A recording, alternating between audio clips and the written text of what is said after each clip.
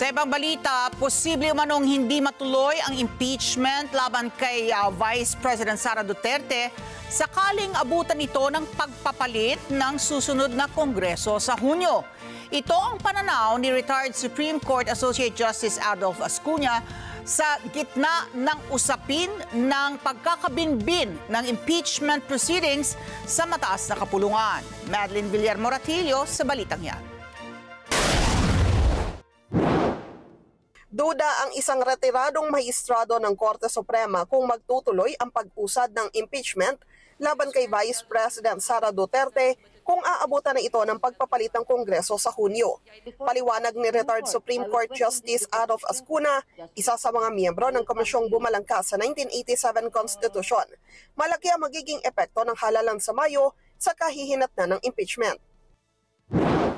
Dahil while the Senate is a continuing body under our Constitution, the House is not. Yeah. The House is not. So with the elections that is scheduled in May this year, we will have a completely new set of representatives in the House of Representatives.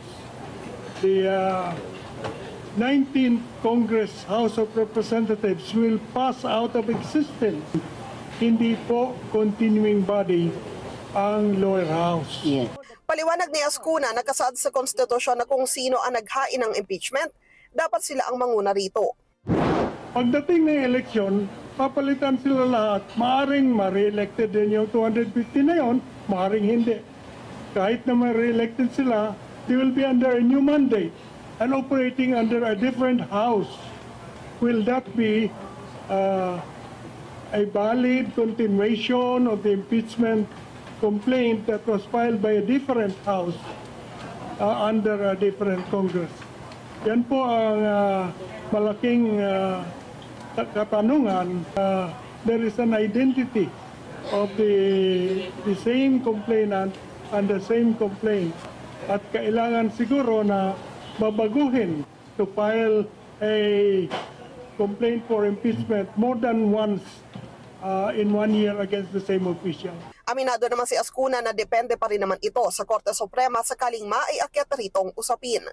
Kahit nagka-file na ito sa Senado, kung hindi pa naman anya ito nakakapag-convene bilang impeachment court, wala pa silang jurisdiction sa kaso.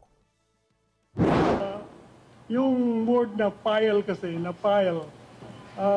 whether or not it should be considered as complete, na na-file lamang doon sa docket ng Senado ay hindi naman tinanggap ng Senado dahil sabi ni Senate President Escudero, they have already adjourned by the time it was filed. They have to accept the articles as an impeachment tribunal.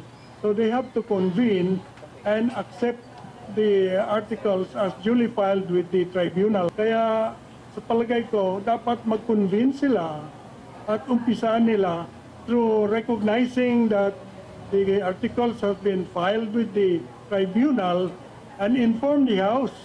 Aminado si Ascuna na sakaling hindi maaksyonan sa kasalukuyang Kongreso, maaaring mabaliwala ang impeachment laban kay VP Sara. Sa ilalim ng rules, isang beses lang pwedeng magsampa ng impeachment complaint laban sa isang impeachable official.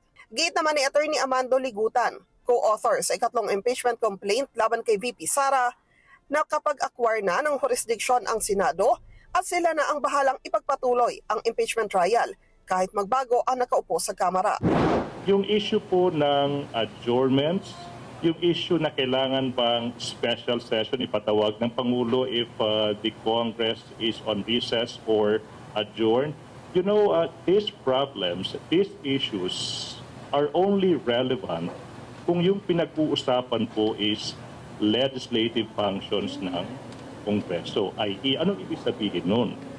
Kung hindi po legislative function yung pinag-uusapan, irrelevant po yung usapan ng adjournment. Sa tanong naman kung may epekto ang pagsulong ng inciting to sedition complaint laban kay VP Sara sa impeachment, ang tanong whether or not while pending yung impeachment proceedings, pwede ba mag-file ng criminal case on the same grounds? Yeah. Halimbawa, high crime high crime. Oh. Pwede dahil iba naman yung criminal case. Ang purpose nun is to send her to jail. Whereas in impeachment, the purpose is to remove her from office. Madeline Villar Moratillo para sa Mata ng Agila. Matatag, matapang, matapat.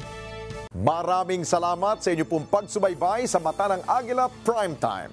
Para malaman ang matatag, matapang at matapat na mga balita, i-follow lamang at mag-subscribe sa @Net25 TV.